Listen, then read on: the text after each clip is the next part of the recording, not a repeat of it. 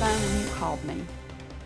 A judge is now taking action after News 4 started asking questions about the man accused of attacking Nashville nurses. News 4's Carley wanted to know why these crimes kept happening over and over and over again. And Carley, you found out this has a lot to do with money. That's right, Marius. And our questions led to this letter. It's written by a Nashville judge and signed by the sheriff and district attorney. It's all about getting funding to help the mentally ill. And the ultimate goal is to prevent attacks on innocent people.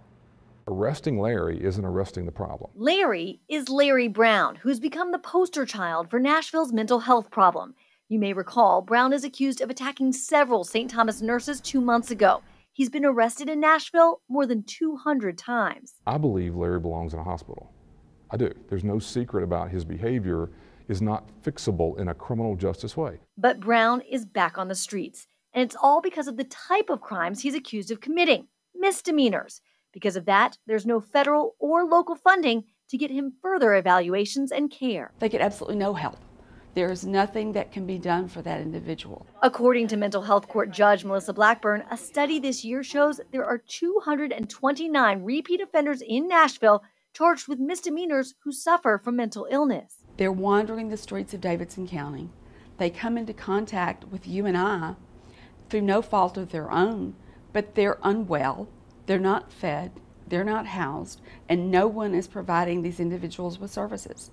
It's a nightmare for everybody. We called Blackburn to ask why Brown keeps getting back on the streets, and this letter is the result. That is the response to your phone call, yes. Blackburn sent this letter to the mayor and vice mayor last week requesting $2.75 million that would provide evaluations, short and long-term care for misdemeanor offenders who are mentally ill. She says the city has to do something before someone else gets hurt. It's only going to get worse. We have to change the trajectory. If we don't change the trajectory, there are only going to be more and more Larry Browns. There are only going to be more and more instances where they become more and more violent. We reached out to the mayor's office. A spokesperson tells us this is an important investment opportunity, and they say the mayor, the Metro Council, and the Financial Oversight Committee will carefully consider it. We'll let you know what they decide. Marius?